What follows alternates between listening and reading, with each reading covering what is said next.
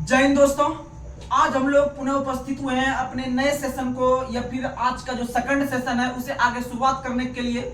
जिस प्रकार से आप सबों का हमें प्यार मिल रहा है, इतना प्यार हम जब चैनल को शुरुआत किए थे तो हमें नहीं लग रहा था कि शायद हम इतने बड़े मतलब इतना प्यार मिलने वाला चैनल बन जाएगा।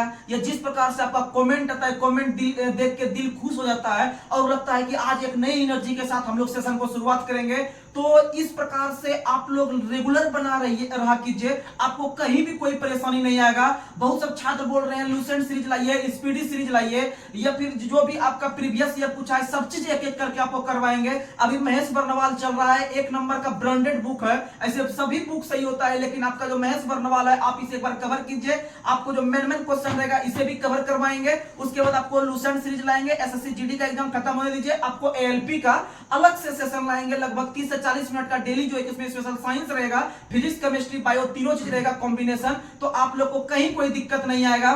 तो हम लोग जो कि आशा रखते हैं कि आप सबों का जो प्यार मिल रहा है यह हमें एक नई ऊंचाई तक लेकर जाएगा। और हम अपने मेहनत में, यह हम दिल से बोल रहे हैं कि हम अपने मेहनत में कभी भी कोई कमी नहीं रखते हैं, ना ही आगे रखेंगे। सिर्फ आप लोग रेगुलर बने रहिए और जैसे जॉब लगेगा वो मेरे ऊपर निर्भर छोड़ दीजिए और पक्का आपका जॉब लगेगा। तो चलिए हम सेशन को शुरुआत करते हैं। और सेशन को शुरुआत करने से पहले आप सबों के बीच थोड़ा दो शब्द रखने चाहेंगे हमारे अंकुश जी, जो कि यहाँ पर जहां पर हम रह रहे हैं यहाँ के एक रेगुलर ग्रामीण है और यहाँ से एक छात्र के रूप में इस क्षेत्र को डेवलप करने के लिए हमारे पास आते हैं। और यह जो है कि अपने पास भी जाकर वहां पर बहुत सारे जो लोकल के छात्र हैं उन्हें भी पढ़ाने का काम करते हैं। तो आप सबों के बीच दो शब्द रखने का प्रयास कर रहे हैं, आप लोग इनके बातों को समझने का प्रयास करेंगे।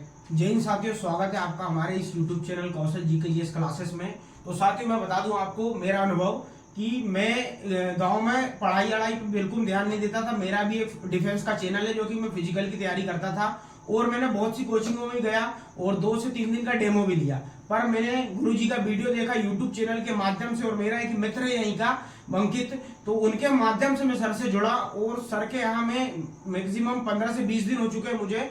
पहले मैं अब यहाँ सेट भी लगा रहा हूँ तो मेरे नंबर भी अच्छे आ रहा है, नहीं तो मेरा पढ़ने में कोई वो रुचि नहीं रखता था। मगर अब गुरुजी के पास जब से आ रहा हूँ मैं, मेरा पढ़ने में भी रुचि हो चुकी है और जो टेस्ट लगा रहे हैं उसमें भी नंबर अच्छे आ रहे हैं। और मैं तो आपको यही सजेस्ट करना चाहूंगा कि आप अधिक से अधिक इस यूट्यूब चैनल को सपोर्ट करें और इस वीडियो चैनल के माध्यम से यदि आप पढ़ेंगे ना तो आप बहुत ऊंचाइयों को हासिल कर सकते हैं कम समय में। क्योंकि हम भी इस चैनल को फॉलो कर रहे हैं, यूट्यूब चैनल के माध्यम से ही आज हम 20 किलोमीटर दूर से बिलोंग करते हैं, जो कि अब हमको जाना भी होता है 20 किलोमीटर दूर। आज के समय में होता है, नाइट का समय हो जाता है, फिर भी गुरुजी की आज पढ़ाई देखकर, वीडियो देखकर आज हम गुरुजी के माध्यम से हमको बहुत अच्छा वो मार्ग मिल रहा है और गुरुजी के आशीर्वाद से ही हम कुछ करके दिखाने का प्रयास कर रहे हैं। जय हिंद। तो जिस प्रकार से आप लोग सुने होंगे कि यह हकीकत बात बताते हैं, हाथ में बुक है। यह लगभग जो हम लोग रेलवे कॉलोनी में रहते हैं तो यहाँ से लगभग इनका जो गांव का दूरी है लगभग 18 से 20 किलोमीटर है। और 18 से 20 किलोमीटर एक साइड की दूरी है। अगर आप दोनों साइड का जो दूरी अगर जोड़िएगा तो लगभग 18 दूना 36 किलोमीटर जो है कि ये दूरी तय करके आते हैं। और सिर्फ ये भी बहुत सारे कोचिंग गए हैं। आपका पता होगा कि जो है कि आप इंदौर देख लीजिए या आप होशंगाबाद देख लीजिए। होशंगाबाद का नाम जो नर्मदापुरम हो गया है, जो कि मध्य प्रदेश का एक जिला है। यहाँ पर वैसा संस्थान है, लेकिन उस तरह का जो कंटेंट देना चाहिए, आजकल का जो एग्जाम के दृष्टिकोण से जो कंटेंट चाहिए स्टूडेंट को, वो कंटेंट नहीं मिलता है। तो उस कंटेंट को जो है कि ये जाके देखे वहां पर कि उस तरह का नहीं मिलता है। और ये हमारे YouTube चैनल पर जो है कि आके देखे थे और वहां कमेंट भी किए थे कि हमें भी जाना है, लेकिन इसका घर का दूरी थोड़ा ज्यादा पड़ जाता है। लेकिन कुछ दिन के बाद इन्हें रहा नहीं गया और जो है कि वहां से डेली ये बाइक से चलकर लगभग एक बाइक पे 3 स्टूडेंट बैठकर आते हैं और वो जंगल पार करके आते हैं। आप समझ सकते हैं कि भारत में सबसे अधिक अगर वन देखे तो वह मध्य प्रदेश में है। सबसे अधिक जंगल मध्य प्रदेश में है, सबसे अधिक बाघ की संख्या भी मध्य प्रदेश में है। और आपको पता होगा कि ये जो इटारसी का क्षेत्र है ये सतपुड़ा के पहाड़ी के अंतर्गत आता है, सतपुड़ा पर्वत के अंतर्गत आता है और उसके बीच में हम लोग का ये रेलवे स्टेशन है। और यहाँ पर वो आते हैं तो यह हम दिल से मेहनत। अब बताइए कोई छात्र अगर मेरे को लेकर या हमें इतना प्यार दे रहे हैं कि 18 किलोमीटर दूरी से लोग पढ़ने के लिए आ रहा है, अगर हम उनके साथ अगर दिल से मेहनत नहीं करें तो बताइए भगवान हमें माफ नहीं करेगा। सिर्फ टाइम पास अगर हो जाएगा, ये 10 बजे रात में डेली घर पहुंचते हैं, समझ लीजिए कि इसे जो भी मेहनत करवाना या जैसे भी इसे सफलता हासिल करवाना है वह मेरे हाथ में है और हम करवाएंगे भी। सिर्फ आप लोग जिस तरह से प्यार दे रहे हैं तो आप प्यार को बरकरार रखिएगा, आपका कहीं भी कोई दिक्कत नहीं आएगा। आप 100% हम पे भरोसा किए हैं, भरोसा पे हम खड़े उतरेंगे। तो चलिए बिना कोई देरी किए हुए हम लोग शुरुआत करते हैं आज के सेकंड सेशन को, जो है कि आपका संविधान में आगे बढ़ते हैं हम लोग। तो जो भी इंपॉर्टेंट क्वेश्चन है उसे देखने का प्रयास करेंगे। तो चलिए आप लोग को बताना है कि भारत के किस राज्य में लोकसभा के अंदर अनुसूचित जनजातियों के लिए सर्वाधिक सीट आरक्षित है। तो याद रखिएगा मध्य प्रदेश में। कहां में है? मध्य प्रदेश। अब इसको समझने का प्रयास करते हैं। आप लोग को पता है कि भारत के अंदर में सबसे अधिक जो जनजाति लोग हैं, सबसे अधिक जो एसटी है, शेड्यूल ट्राइब है, जो कि आपका आदिवासी क्षेत्र के अंतर्गत आते हैं, सबसे अधिक मध्य प्रदेश में है। कहां में है? मध्य प्रदेश। इसीलिए बताइए, आपको पता होगा कि लोकसभा का सीट जो दिया जाता है वह आपका जनसंख्या के आधार पर दिया जाता है कि भाई जहां पर 7.5 लाख से 10 लाख का आबादी है वहां पर एक लोकसभा सीट को दिया जाए। तो उसी क्रम में आप लोग को पता है कि सबसे अधिक जनसंख्या जो आपका SC ST के अंतर्गत है वो मध्य प्रदेश में है। सबसे अधिक जनजाति मध्य प्रदेश में निवास करते हैं। इसका मतलब सरकार को सबसे जो लोकसभा सीट देना चाहिए आरक्षण के तौर पर, जो है कि ST को, वह मध्य प्रदेश में देगा कि नहीं देगा। इसीलिए याद रखेगा सबसे अधिक लोकसभा सीट जो आरक्षित किया गया है अनुसूचित जनजाति के लिए मध्य प्रदेश में। कहां में किया गया है? मध्य प्रदेश में। और याद रखिएगा कुल 6 गो है। कितना गो है? 6। यानी 6 लोकसभा सीट जो दिया गया है सिर्फ और सिर्फ जो है कि अनुसूचित जनजाति को दिया गया है, मध्य प्रदेश में दिया गया है। कहां में दिया गया है? मध्य प्रदेश में। और आप लोग को पता है कि हाल ही में 106 संविधान संशोधन हुआ है। 106 संविधान संशोधन हाल ही में नरेंद्र मोदी के द्वारा 2023 में किया गया है। और यह जो किया गया है महिलाओं को लेकर किया गया है। किसके लिए? महिलाओं को लोकसभा के चुनाव और विधानसभा के चुनाव में पूरे भारत में 33% आरक्षण दिया गया है। कितना परसेंट? 33%। जिसे हम लोग महिला वय वंदना योजना के नाम से भी जानते हैं, जो कि आपका पहला जो नया संसद भवन जो हाल ही में उद्घाटन हुआ था नरेंद्र मोदी के द्वारा, उस संसद भवन में पहला जो विधेयक पास हुआ था यह महिला को लेकर ही हुआ था। और वह 33% आरक्षण देने को लेकर 106 संविधान संशोधन। कौन संविधान संशोधन? 106 संविधान संशोधन। और उधर 128 बिल, और उधर 128 बिल। याद रखिएगा। अगला क्वेश्चन, और भारत के अंदर में सबसे अधिक वन भी किस राज्य में है? मध्य प्रदेश। सबसे अधिक वन भी मध्य प्रदेश में है। सबसे अधिक जनजाति भी मध्य प्रदेश में है। और याद रखना है सबसे अधिक बाघ भी कहां में? मध्य प्रदेश में। इसीलिए टाइगर स्टेट के नाम से किस राज्य को जानते हैं? MP को टाइगर स्टेट के नाम से। और भारत के मध्य प्रदेश का ही एक व्यक्ति है कैलाश सांखला, जबलपुर के आसपास इनका घर था कैलाश सांखला का, जो कि भारत के अंदर में टाइगर मैन ऑफ इंडिया के नाम से जानते हैं। टाइगर मैन ऑफ इंडिया के नाम से जानते हैं कैलाश सांखला को। याद रखने की कोशिश कीजिएगा। वहीं एक है आपका व्यक्ति भारत में कैलाश सत्यार्थी। कैलाश सत्यार्थी का संबंध आपका राजस्थान से था। कैलाश सत्यार्थी राजस्थान से था, जो कि आपका अनाथ असहाय बच्चे पर काम करते थे, यानी कि वो बचपन पर काम करते थे। यानी कि बहुत सारा देखते हैं गरीब असहाय बच्चा जो है उनका अच्छा से पोषण नहीं हो पाता है, अच्छा ढंग से उसका शिक्षा प्राप्त नहीं हो पाता है। तो इसका मतलब है कि उसे डेवलप करने के लिए कैलाश सत्यार्थी के द्वारा आपका 1980 ईस्वी में आपका जो है कि बचपन बचाओ आंदोलन का शुरुआत किया गया। बचपन बचाओ आंदोलन का शुरुआत कैलाश सत्यार्थी के द्वारा 1980 में किया गया। क्यों किया गया होगा आप लोग समझ पा रहे होंगे कि भाई जो भी बच्चा अनाथ वगैरह थे उसे अच्छा सा शिक्षा मिले, अच्छा सा संस्कृति मिले, अच्छा सा जो है कि उसे बुद्धि का विकास हो, आगे चल के वो एक नया मंजिल को हासिल कर सके।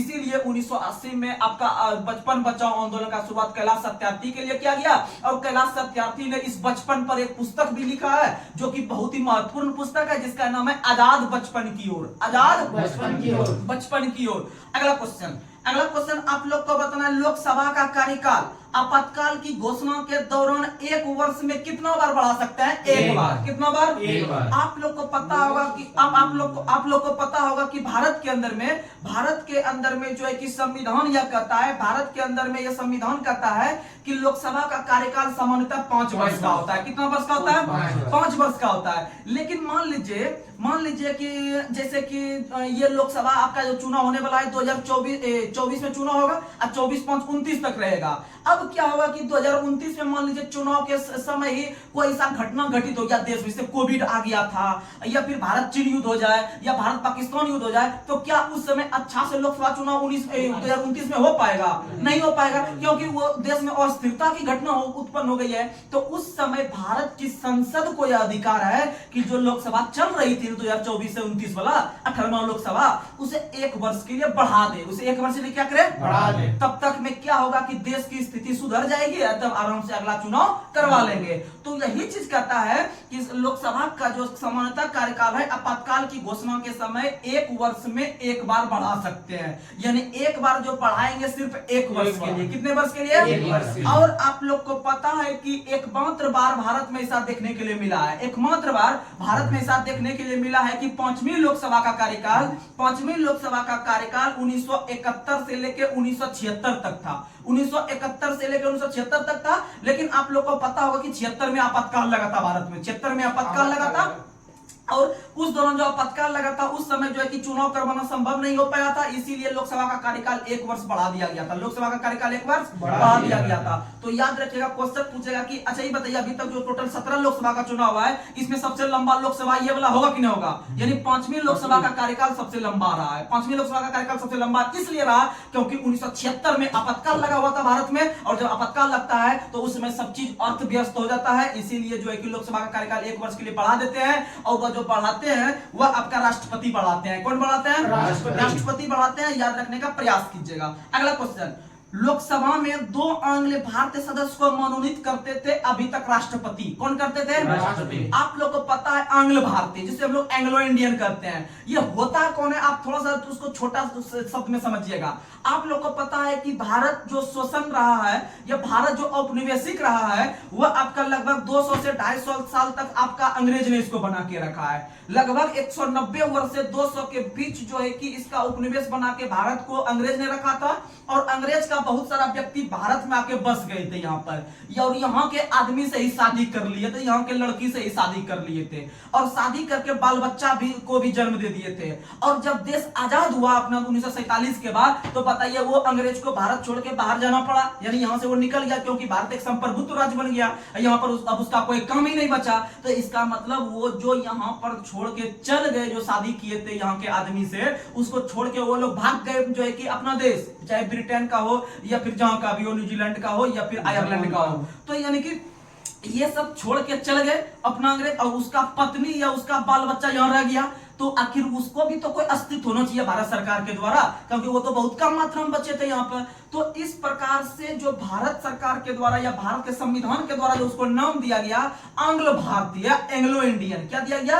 एंग्लो इंडियन या आंग्ल भारतीय। कहने का मतलब है कि ये विदेशी नागरिक थे, वो बाल बच्चा को यहाँ पर जन्म दिए, यहाँ के आदमी से शादी करके, और वह जब देश आजाद हो गया अपना, तो वो छोड़ के भाग गए। तो वो जो यहाँ बच गए, उसी को हम लोग आंग्ल भारतीय एंग्लो समुदाय के नाम से जानते हैं, जिसका सबसे भी प्रबल उदाहरण है भारत के अंदर में जो भी बीसीसीआई के अध्यक्ष है आपका रोजर बिन्नी, वह उसी कैटेगरी के लोग हैं, वह इसी कैटेगरी के लोग हैं। और उसका बेटा आपका स्टुअर्ट बिन्नी है, जो कि बॉलर भी है, खिलाड़ी भी है इंडिया के अंदर में। तो वो एंग्लो इंडियन के अंतर्गत है। इसका मतलब उसका भी कुछ समुदाय भारत में अंदर में है, उसे भी स्पेशली लोकसभा का क्षेत्र दिया गया था। जैसे एसटी को दिया गया है आरक्षण, जैसे मध्य प्रदेश में सबसे अधिक बताए 6 लोकसभा जो है कि दे दिया गया है एसटी को। तो उसी प्रकार से एंग्लो समुदाय को जो है कि 2 सीट दिया गया था पूरे भारत में। पूरे भारत में 2 को दिया गया था, समझ सकते हैं, पूरे भारत में 2 को, क्योंकि उसका समुदाय ज्यादा था नहीं, इसीलिए 2 को उसको दे दिया गया था। लेकिन आगे चलकर नरेंद्र मोदी ने 2019 में उसका काउंटिंग करवाया कि देखिए तो ये 2 लोकसभा सीट देते हैं, क्या ऐसे तो नहीं चल जाता है लोकसभा का, कि हकीकत में आदमी रहेगा उस समुदाय का तभी तो उसको देंगे ना।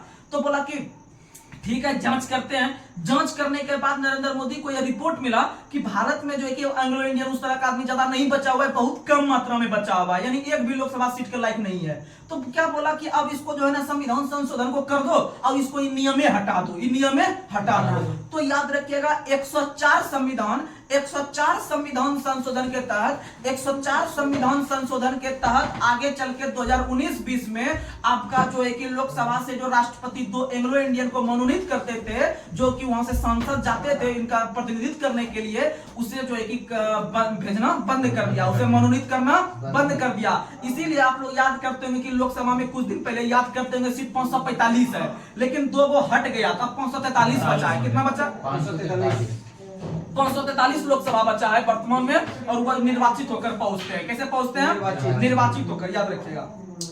और अगला क्वेश्चन आप लोग को बता, उसको 104 संविधान संशोधन के तहत हटाया, याद रखने का प्रयास कीजिएगा। अगला क्वेश्चन, लोकसभा चुनाव में निर्वाचित होने के लिए किसी व्यक्ति की न्यूनतम आयु सीमा कितना वर्ष? 25 वर्ष। कितना वर्ष? 25 वर्ष। जो कोई व्यक्ति लोकसभा सदस्य बन सकता है तो वह प्रधानमंत्री भी बन सकता है। इसीलिए प्रधानमंत्री बनने के लिए न्यूनतम सीमा पूछे, या फिर आपका लोकसभा सदस्य बनने के लिए न्यूनतम सीमा पूछे तो मारना है 25 वर्ष। कितना मारना है?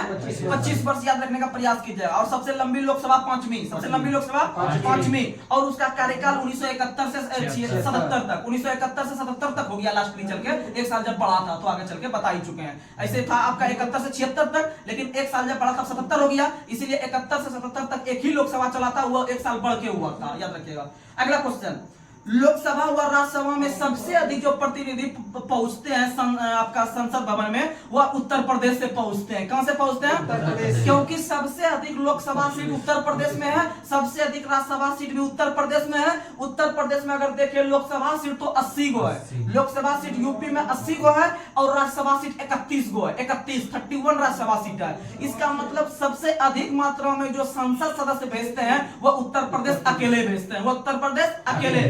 और इसके बाद महाराष्ट्र भेजते हैं। इसके बाद कौन भेजते हैं? महाराष्ट्र भेजते हैं। अगर हम बिहार का बात करें तो बिहार में लोकसभा सीट 40 है, बिहार में लोकसभा सीट 40 है, और बिहार में राज्यसभा सीट जो है 16 गो है, राज्यसभा सीट 16 गो है। आगे बढ़ते हैं।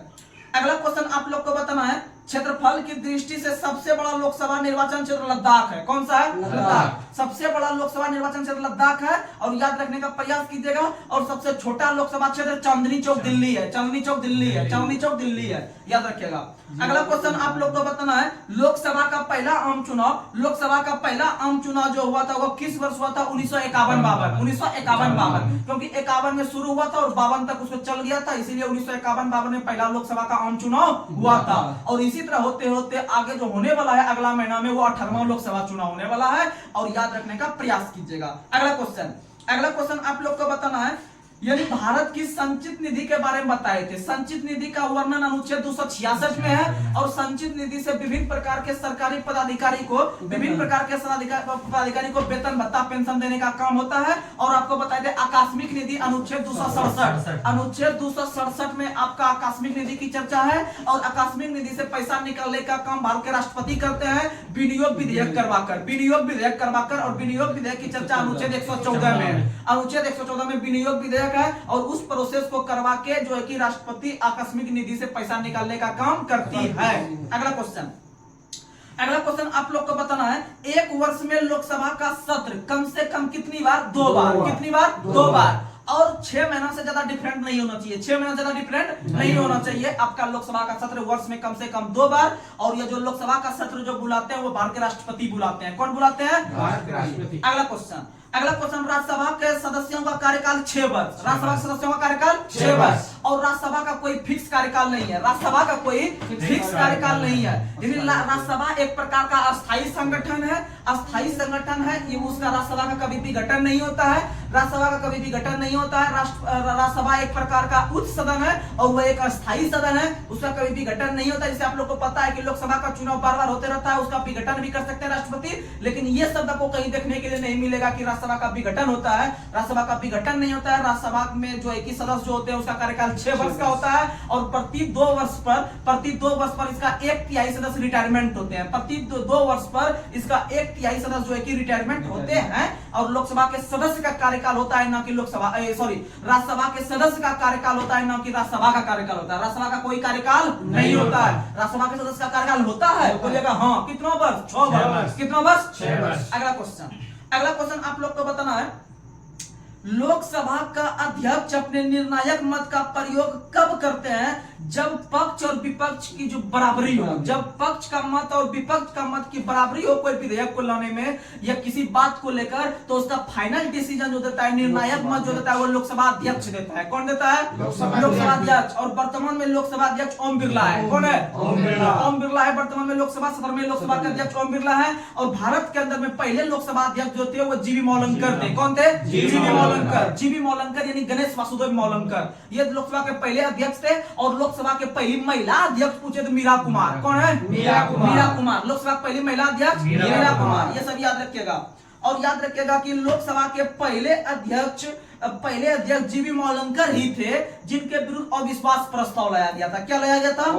अविश्वास। जैसे प्रधानमंत्री को हटाने के लिए अविश्वास प्रस्ताव लाते हैं, उसी प्रकार लोकसभा अध्यक्ष को हटाने के लिए भी अविश्वास प्रस्ताव लाते हैं। और पहला प्रधानमंत्री अगर पूछे अविश्वास प्रस्ताव किसके विरुद्ध लाए थे, वो जवाहरलाल नेहरू के विरुद्ध 1963 में लाए थे, 1963 में लाए थे। लेकिन अगर पूछे लोकसभा अध्यक्ष का नाम बताए जिसके विरुद्ध हम पहली बार लाए थे, तो वही जो पहला बना था तो उसी के विरुद्ध लाए थे। यानी कहने का मतलब है पहला प्रधानमंत्री जो बना था उसके विरुद्ध ला दिए थे, अब पहला लोकसभा अध्यक्ष जो बना था उसके विरुद्ध ला दिए थे। तो भाई पहला प्रधानमंत्री जवाहर के विरुद्ध, अब पहला लोकसभा अध्यक्ष आपका जीवी मौलंकर के विरुद्ध। समझ में आएंगे दोनों चीज? अगला आगे बढ़ते हैं। अगला क्वेश्चन बताना है, प्राक्कलन समिति का कार्यकाल कितना वर्ष? 1 वर्ष। प्राक्कलन समिति का कार्यकाल कितना वर्ष? 1 वर्ष। और प्राक्कलन समिति का स्थापना 1950 में। पौसे प्राक्कलन पौसे 50, पौसे प्राक्कलन पौसे 50। और जितना समिति होता है संविधान में जो उल्लेख है, सभी समितियों में से सबसे बड़ा और सबसे मुख्य समिति अगर देखे तो वह आपका प्राक्कलन समिति है। कौन सा समिति है? प्राक्कलन समिति है। और प्राक्कलन समिति में कुल 30 सदस्य होते हैं। 30 कुल कितना सदस्य? और 30 का 30 लोकसभा से, 30 का 30 लोकसभा से। और इसी के समकक्ष में एक और होता है आपका लोक लेखा समिति। कौन सी समिति? और लोक लेखा समिति के बारे में कल हम बता चुके हैं कि लोक लेखा समिति को जो रिपोर्ट देती है वो नियंत्रक मानक परीक्षक देती है रिपोर्ट, कि देखिए इतना फंड पास हुआ था, इतना ही पैसा खर्च हुआ है। वो जो रिपोर्ट देता है लोक लेखा समिति को, और वहां पर जाके वो राष्ट्रपति के पटल पर बाद में रखवाता है। तो याद रखिएगा कि आपका जो है कि प्राक्कलन समिति का स्थापना 1950 में, और प्राक्कलन समिति में कुल 30 सदस्य, 30 का 30 लोकसभा से। और प्राक्कलन का सदस्य का कार्यकाल कितना वर्ष? 1 वर्ष। कितना वर्ष? 1 वर्ष। और याद रखिएगा प्राक्कलन समिति के जो वर्तमान में अध्यक्ष है वह गिरीश बापट है। गिरीश बापट याद रखिएगा। अगर हम लोक लेखा समिति पे गौर करें तो लोक लेखा समिति का कार्यकाल भी 1 वर्ष, उसका कार्यकाल भी 1 वर्ष। और लोक लेखा समिति का जो अध्यक्ष होता है, लोक लेखा समिति का जो अध्यक्ष होता है वह विपक्ष का नेता होता है। वो कौन होता है? विपक्ष का नेता।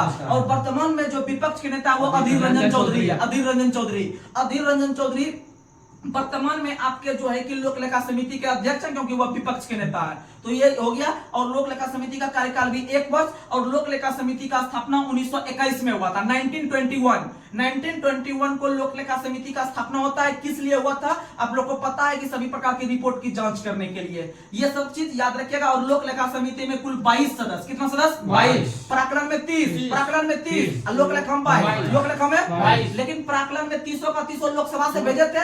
लेकिन याद रखिएगा आपका जो है कि लोक लेखा समिति में 15 और 7 के रेशियो में पहुंचता है। 15 लोकसभा से 7 राज्यसभा से, 15 लोकसभा से 7 राज्यसभा से। याद रखने का प्रयास कीजिएगा। और दोनों जो है कि बहुत महत्वपूर्ण समिति है, लेकिन सबसे महत्वपूर्ण पूछेगा तो मारेंगे प्राक्कलन। क्या मारेंगे? अगर क्वेश्चन पूछे सबसे बड़ी संसदीय समिति कौन सी है? प्राक्कलन। कौन सी है? प्राक्कलन। और इस दोनों समिति को जुड़वा समिति के नाम से, दोनों इस समिति को जुड़वा समिति। आगे बढ़ते हैं।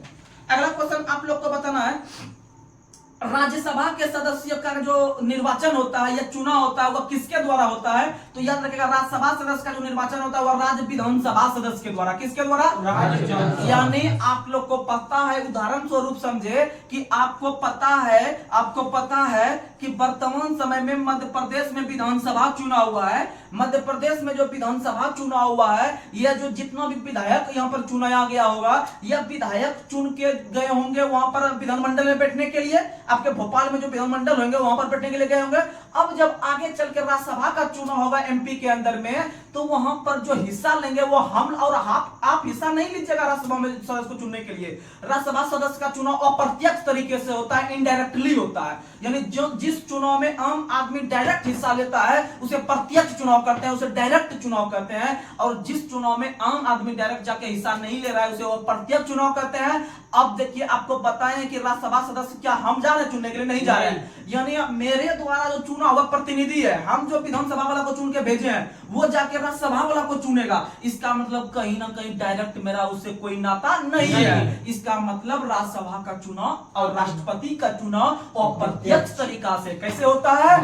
अप्रत्यक्ष तरीका से, अर्थात राज्यसभा का जो सदस्य का चुनाव करता है या उसके चुनाव में जो शामिल होते हैं वह राज्य विधानसभा के सदस्य शामिल होते हैं। राज्य विधानसभा के सदस्य यानी विधानसभा यानी विधायक वाला जाके राज्यसभा को चुनेगा। लेकिन लोकसभा का चुनाव जो अभी आगे होने वाला है उसको हम लोग डायरेक्ट चुनेंगे, उसको हम लोग डायरेक्ट। और आम यानी अर्थात लोकसभा का चुनाव प्रत्यक्ष, लोकसभा का चुनाव प्रत्यक्ष। अगला क्वेश्चन आप लोग को बताना है, कुछ संसद भवन के बारे में जो नया बना है उसके बारे में कुछ विचार कर ले। हो सकता है एक दो क्वेश्चन आपका आ जाए एग्जाम में, तो इसे समझने का प्रयास कीजिएगा। आप लोग को पता है कि जब अंग्रेज का, शुरुआत से लेते हैं बेसिक से, भारत में जब अंग्रेज का कार्यकाल चल रहा था, जब अंग्रेज का जमाना चल रहा था, तो अंग्रेज के जमाने में जो है कि विभिन्न प्रकार के गवर्नर आए, गवर्नर जनरल आए, वाइसराय आए, वो जो है कि विभिन्न प्रकार के पद पर आके यहाँ पर शासन प्रशासन किए। उसी तरह में एक हम गवर्नर का नाम लेने जा रहे हैं जो बहुत इंपॉर्टेंट है, जिसका नाम है लॉर्ड इरविन। लॉर्ड इरविन के समय में 1928 में, लॉर्ड इरविन के समय में 1927-28 में, आपका याद रखिएगा 18 जनवरी के दिन, 18 जनवरी 1927, 1927 एकदम माइंड में फिक्स रखना है याद। 18 जनवरी 1927 को लॉर्ड इरविन के समय में भारत में पहली बार संसद भवन, जो अभी तक 2023 के पहले जो पुराना में जो बैठता था सब कानून बनाने के लिए संसद सदस्य, तो वो अंग्रेजे का बनाया हुआ था। वो भारत सरकार के द्वारा 1950 के बाद का बात नहीं था। वो लॉर्ड इरविन का जब कार्यकाल चल रहा था, ब्रिटेन के संसद के पैसा से जो बना था, वो 1927 में लॉर्ड इरविन के समय में बनवाया गया था। 18 जनवरी 1927 को उसका उद्घाटन किया गया था और वही चलते चलते चलते 2023 तक कार्यभार संभाला। कब तक संभाला? 2023 तक। और याद रखिएगा 2023 में जो है कि नया संसद भवन जो उद्घाटन हुआ था, आपका उद्घाटन जो हुआ था वह नरेंद्र मोदी के द्वारा हुआ था 28 मई 2023 को। 28 मई 2023 को वो नया संसद भवन बना और नया संसद भवन को बनाने में कुल 971 करोड़ रुपया का खर्च आया। 971 और यह जो बनाया है यह टाटा ग्रुप ने बनाया है। किसने बनाया है? टाटा ग्रुप ने बनाया है। और इस बनाने वाले परियोजना का जो नाम है, उस परियोजना का नाम है सेंट्रल बेस्टा प्रोजेक्ट के तहत बनाया है। लेकिन बनाने वाली कंपनी टाटा। कौन है? टाटा। समझ में आ गया? और याद रखिएगा इसका उद्घाटन नरेंद्र मोदी के द्वारा जो किया गया 28 मई 2023। और याद रखिएगा कि यह जो बना है यह 4 मंजिला बना है। कितना मंजिला? 4 मंजिला। और इसकी जो आकृति है त्रिकोण है। कैसी है? त्रिकोण। यानी ये त्रिकोण। और याद रखिएगा कि जो भूकंप विरोधी मकान बनता है, याद रखिएगा गांव समाज में, ये शहर में जो अगर जो भी मकान त्रिकोण त्रिभुज के आकार का बना है वह मकान भूकंप विरोधी है, यानी भूकंप में वो जल्दी प्रभावित नहीं हो सकता है। इसीलिए त्रिकोण जो है कि बनाने का कारण है कि वह भूकंप को भी रोक सकता है, अधिक देर तक थम सकता है, वह गिरेगा नहीं जल्दी। तो याद रखिएगा वह त्रिकोण बना है और प्लस 4 मंजिल। कितना मंजिल? अब बनाने वाली कंपनी टाटा, बनाने वाली कंपनी और सेंट्रल बेस्टा प्रोजेक्ट के तहत। कौन प्रोजेक्ट के तहत? सेंट्रल बेस्टा प्रोजेक्ट के तहत याद रखना है। और याद रखना है इसमें 3 मुख्य द्वार है। कितना मुख्य द्वार है? 3। और 3 मुख्य द्वार में से पहला द्वार का नाम है ज्ञान द्वार। कौन सा द्वार? ज्ञान द्वार। और दूसरा द्वार है शक्ति द्वार। दूसरा कौन द्वार है? और तीसरा कर्म द्वार। तीसरा कौन सा? कर्म द्वार। यानी ज्ञान शक्ति कर्म, ज्ञान शक्ति कर्म, यानी 3 कोना भी है और प्लस 3 गो इसका द्वार भी है। और तीनों द्वार, एक में ज्ञान मिलेगा, एगो में शक्ति मिलेगा, एगो में कर्म करना होगा। समझ में आ गया यहाँ तक? वहीं अगर हम बात करते हैं कि इसमें राज्यसभा राज्यसभा और लोकसभा का सदस्य जाके बैठेगा, तभी वो संसद कहलाएगा। तो याद रखिएगा राज्यसभा का सीट इसमें 384 है। राज्यसभा का सीट कितना है? 384। राज्यसभा का जो उसमें सीट बनाया है 384, वहीं लोकसभा की जो बैठने की क्षमता है 888। Triple eight Lok Sabha, triple eight. वहीं अगर बात करते हैं कि उसमें टोटल अगर पूछेगा तो दोनों को जोड़ के मार देंगे, दोनों को 888 और इधर 384 दोनों जोड़ेगा 1272 पूरेगा। टोटल संसद सदस्य 1272 उसमें बैठ सकता है। 888 लोकसभा से, क्योंकि लोकसभा का सीट अधिक होता है कहीं भी और राज्यसभा का सीट कम होता है। राज्यसभा 384 को बैठेगा और टोटल 1272 बैठेगा। याद रखने प्रयास कीजिएगा। और याद रखिएगा लोकसभा का जो जहां पर लोकसभा का जो रूम बना हुआ है बैठने का 888 वाला सीट जो बना हुआ है, वह जो है कि वहां पर जो है कि राष्ट्र पक्षी मोर का चित्र है। किसका चित्र है? यानी याद रखिएगा कि राष्ट्र पक्षी जो मोर है, मोर का चित्र लोकसभा में है, मोर का चित्र। और बात की जगह राज्यसभा में, तो राज्यसभा में कमल, राज्यसभा में कमल। आपको जुगाड़ से याद रखवा दे थोड़ा राजनीतिक मुद्दा से कि भाई किसमें कौन सा चित्र है, आपको जुगाड़ देते हैं। आप लोग को पता होगा कि ये जो लोकसभा, अच्छा ये बताइए प्रधानमंत्री नरेंद्र मोदी जो है उसका चुनाव चिन्ह क्या है? कमल। क्या है? कमल। अब बताइए तो लोकसभा से बहुमत प्राप्त करके जीत के प्रधानमंत्री बनते हैं, ऐसे भी प्रधानमंत्री लोकसभा के बहुमत दल के नेता होते हैं। तो यानी कि लोकसभा को सोच रहा है मोदी की लोकसभा तो मेरा है ही है, लोकसभा के हम कटाधरता है ही है, लोकसभा के हम मुखिया है ही है, तो हम कवर किसको करना चाहेंगे? राज्यसभा को। यानी किसको अंदर में करेंगे? या राज्यसभा को। इसका मतलब लोकसभा सोचा कि अरे जो है ना हम तो लोकसभा को कवर कर ही रहे हैं, मोदी जी कमल, यानी कमल का पावर लोकसभा में दिख ही रहा है, इसका मतलब हम कवर करेंगे कमल को, अब उठा कर दे देते हैं राज्यसभा में। किसको देते हैं? यानी कमल के द्वारा राज्यसभा में दे दिया, इसीलिए राज्यसभा का माहौल कमल की तरह बना देगा। इसीलिए क्वेश्चन याद रखना है, राज्यसभा का जो चित्र है वह आपका कमल फूल की तरह है। किसके तरह है? कमल फूल। और ये एगो मोर रख लिया है। क्या रख लिया है? मोर। समझ में आ गया? याद रखना लोकसभा मोर, लोकसभा मोर और राज्यसभा को कमल दे दिया है, याद रखिएगा। और याद रखना है कि राज्यसभा का जो आंतरिक हिस्सा है वो कमल फूल पर आधारित है। वहीं अगर बात करें कि पूरा संसद भवन का जो परिसर है, पूरा संसद भवन का जो परिसर है वह बरगद पेड़ पर स्थापित किया गया है। किस पर स्थापित किया गया है? बरगद पेड़, क्योंकि भारत का जो राष्ट्र वृक्ष है वह बरगद है। कौन है? बरगद। और भारत का राष्ट्र वृक्ष बरगद है, जिसका वैज्ञानिक नाम फाइकस पेडालेसिस, फाइकस पेडालेसिस। देखिएगा तीनों राष्ट्रीय के नाम पे लिखा दिया है। राष्ट्र फूल कमल हो गया, राज्यसभा को दे दिया। राष्ट्र पक्षी मोर हो गया, मोर को दे दिया आपको लोकसभा खुद रख लिया। और पूरा जो परिसर बना दिया वह परिसर बना दिया आपको किस पर? पूरे बरगद पर। समझ में आ गया? वहीं अगर बात करते हैं लास्ट क्वेश्चन संसद भवन के बारे में कि संसद जो पुराना संसद भवन था क्या उसको तोड़ दिया? तो उसको तोड़ा नहीं है, उसको एक नया नाम दे दिया। देखिएगा हाँ, उसका नाम ले दिया संविधान सदन, संविधान सदन। यानी क्वेश्चन पूछ भी लिया गया है एग्जाम में कि पुराना संसद भवन का क्या नाम रख दिया गया? तो संविधान सदन, संविधान सदन। यहाँ तक मैं क्वेश्चन हमको नहीं लगता कि अब छूटेगा संसद भवन से। चलिए अब आगे बढ़ते हैं, थोड़ा मात्र 5 मिनट और। आप लोग को बताना है कि किसी भी पार्टी को विपक्ष पार्टी का दर्जा बनने के लिए कुल लोकसभा के सीट का 1/10 चाहिए। कितना चाहिए? 1/10। यानी लोकसभा का सीट आप लोग को पता है कि लगभग 545 सीट था, लेकिन 543 बचा है। 543 का 1/10 निकालेगा तो लगभग आपका 54-55 के अप्रॉक्स आएगा। यानी लोकसभा में आपको विरोधी दल का नेता बनने के लिए आपको 1/10 बहुमत का जरूरत होता है। कितना होता है? 1/10 याद रख लीजिएगा। और 1/10 जो है कि गणपूर्ति भी होता है। जैसे लोकसभा का कार्यकाल या राज्यसभा का कार्यकाल शुरू करने से पहले कुल सदस्य का 1/10 सदस्य होना जरूरी है। 1/10 सदस्य, 1/10 जिसे हम लोग गणपूर्ति भी कहते हैं, कोरम भी कहते हैं, याद रखिएगा। अगला क्वेश्चन आप लोग को बताना है, राष्ट्रपति द्वारा राज्यसभा में कुल कितने सदस्य को मनोनीत किया जाता है? 12। कितना? 12। आप लोग को पता है कि लोकसभा में 2 को किया जाता था एंग्लो इंडियन, लेकिन अब भी उसे 104 संविधान संशोधन के साथ खत्म कर दिया। लेकिन राज्यसभा में भी करता था और करता है। तो याद रखिएगा राज्यसभा में जो करता है 12 को करता है। कितना करता है?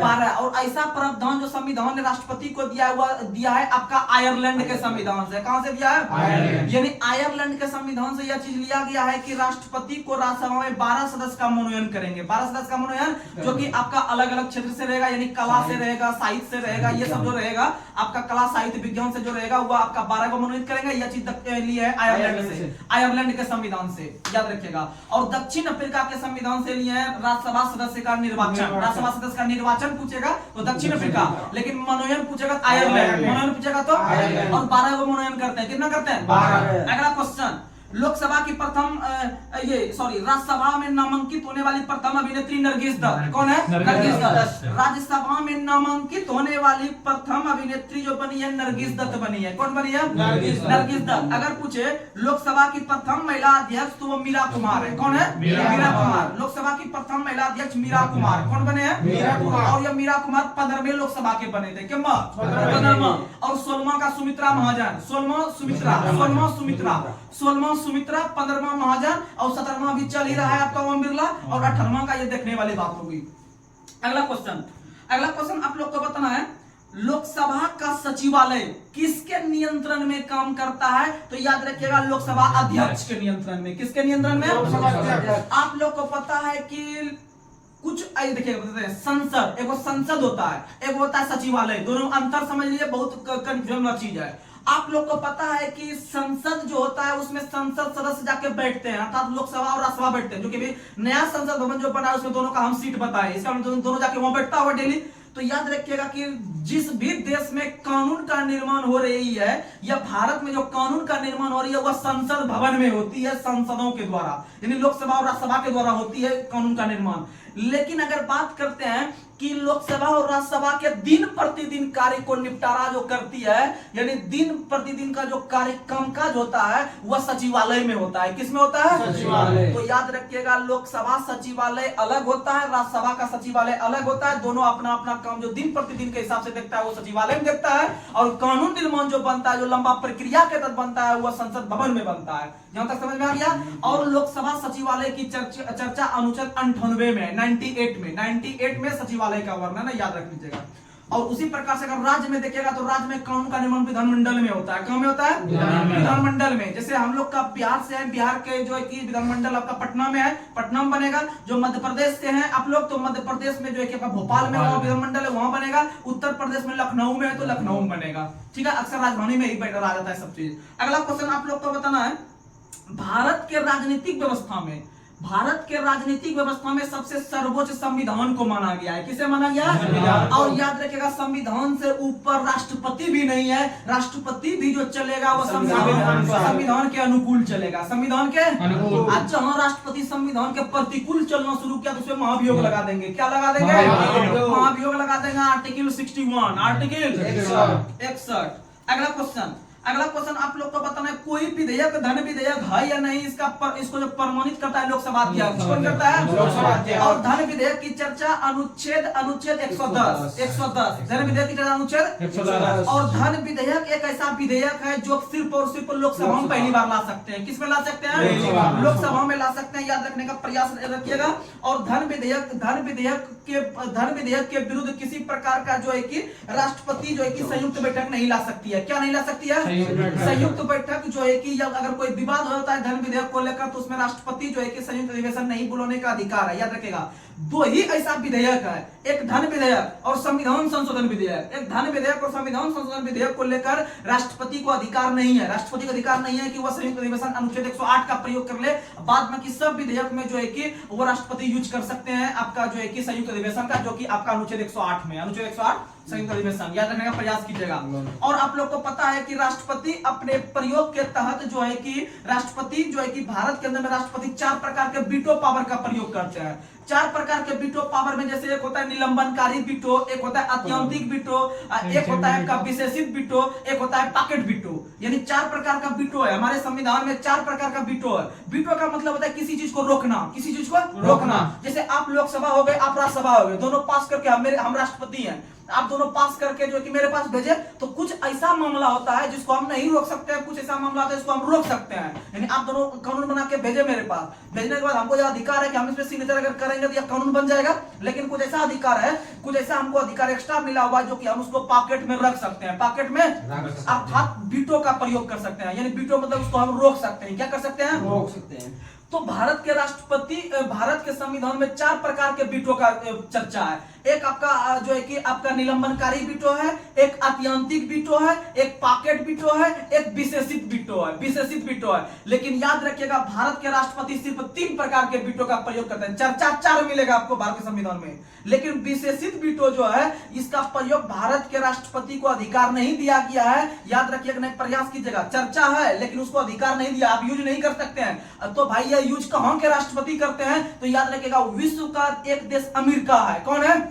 अमेरिका के राष्ट्रपति सिर्फ विशेषित वीटो का प्रयोग करते हैं। विशेषित वीटो का प्रयोग अमेरिका के राष्ट्रपति करते हैं। कौन करते हैं? और पॉकेट वीटो का प्रयोग भारत के राष्ट्रपति को अधिकार दिया है, अधिकार दिया है कि किसी भी चीज को हम रोक सकते हैं, पॉकेट में रख सकते हैं। तो पॉकेट वीटो का प्रयोग भारत के राष्ट्रपति एकमात्र बार किए हैं, एकमात्र बार किए अभी तक के इतिहास में, वो 1986 को। 1986 को आपको डाकघर अधिनियम पर, डाकघर अधिनियम पर 1986 को भारत के उसमें राष्ट्रपति थे ज्ञानी जैल सिंह।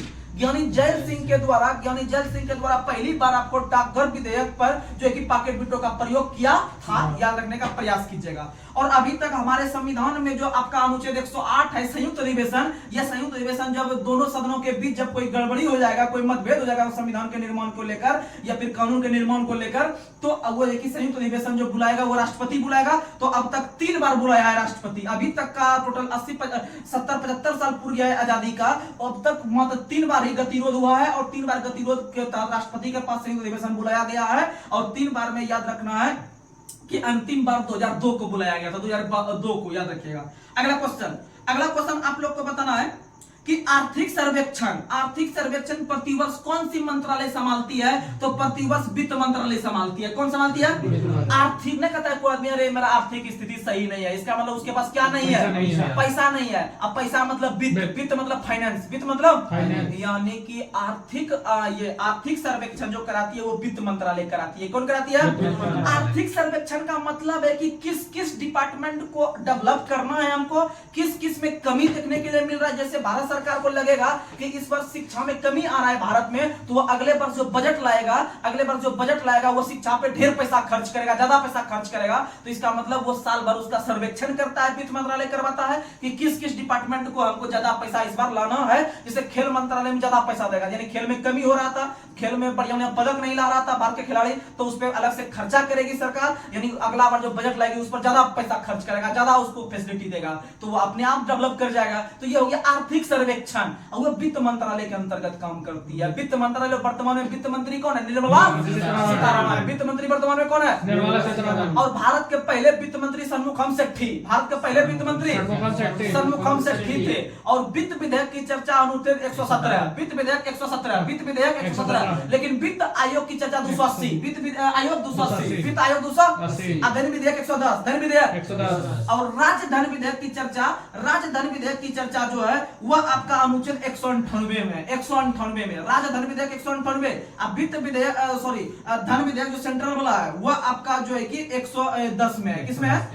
अगला क्वेश्चन और लास्ट क्वेश्चन आज का आप लोग को बताना है कि भारत के जो पहले उप प्रधानमंत्री थे वो कौन बने थे? सरदार वल्लभ भाई पटेल। भारत के पहले उप प्रधानमंत्री एवं गृह मंत्री का जो कार्यभार अंतरिम मंत्रिमंडल में दिया गया था वो सरदार वल्लभ भाई पटेल, जिसको हम लोग राष्ट्रीय एकता दिवस के रूप में मनाते हैं प्रतिवर्ष 31 अक्टूबर को, 31 अक्टूबर। और इसी की सबसे ऊंची प्रतिमा पूरे विश्व में है, जिसे हम लोग स्टैच्यू ऑफ यूनिटी के नाम, स्टैच्यू ऑफ यूनिटी के नाम से जानते हैं, जो कि आपका गुजरात के अहमदाबाद में, गुजरात के अहमदाबाद में 182 फीट ऊंची इसका मूर्ति है। याद रखने का प्रयास कीजिएगा। और इससे पहले जो मूर्ति था सबसे हाईएस्ट हुआ था statue of liberty, statue of liberty जो कि न्यूयॉर्क में था, न्यूयॉर्क जो कि अमेरिका में है। याद रखेगा, उसको पीछे छोड़ दिया है। अब सबसे विश्व में 1 नंबर पे आ चुका है आपका ये सरदार पटेल का मूर्ति। समझ में आ गया? जिसका स्थापना राम सुतार ने किया था, जिसका डिजाइन राम सुतार ने तैयार किया था। याद रखने का प्रयास कीजिएगा। तो चलिए आज का लास्ट सवाल आप लोग के पास हम रखते हैं। तो आज का लास्ट सवाल का आप लोग को जवाब देना है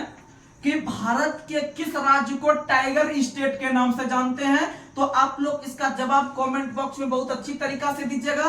तो इसका हमें जो है कि बेसब्री से इंतजार रहेगा। और जिस प्रकार से आप प्यार दे रहे हैं आप लोग ये कंटिन्यू रखिए और देखिएगा, आप ही कहिएगा, हम सीधा बोल रहे हैं, आप ही कीजिएगा, कुछ दिन के बाद कहिएगा सबके सामने में कि यह चैनल सबसे बेस्ट चैनल है। आप लोग इसे पॉजिटिव वे में लेकर सिर्फ कंटिन्यू, ज्यादा नहीं 2 से 4 महीना रहिए, आपको अपने आप में अंतर महसूस होगा। आप अगर 5 दिन पहले शुरू किए होंगे यह चैनल पढ़ना, तो अगले 50 दिन के बाद आपको लगेगा कि नहीं, जो है कि जो है सबसे बेस्ट यही है, क्योंकि आपको जितना निचोड़ आता है आपके पास हम देने का प्रयास करते हैं। और भी चीज हम आपके पास बोल सकते हैं, और भी सारा एक क्वेश्चन से और क्वेश्चन बना सकते हैं, लेकिन अधिक से अधिक क्वेश्चन नहीं हो पाएगा। जब अधिक से अधिक क्वेश्चन नहीं हो पाएगा तो आप ही कमेंट बॉक्स में कीजिएगा कि पूरा सिलेबस कवर नहीं हो रहा है, तो आप सिर्फ जो है कि इंतजार रखिए, आपको सब क्वेश्चन से होगा रूबरू कराएंगे, लेकिन आप थोड़ा समय दीजिएगा, थोड़ा इंतजार कीजिएगा, थोड़ा जो है कि आप अपने जो है कि साथ अपना निश्चय रखिएगा कि नहीं, जो हो रहा है सही हो रहा है, और आत्मविश्वास के साथ यह कहते हैं कि जो भी मेहनत कर रहे हैं सिर्फ आप लोगों के लिए कर रहे हैं, आप लोग भी साथ में कदम से कदम मिलाकर चलिए, आपका तैयारी एक बेस्ट तैयारी होगा। तब तक के लिए धन्यवाद।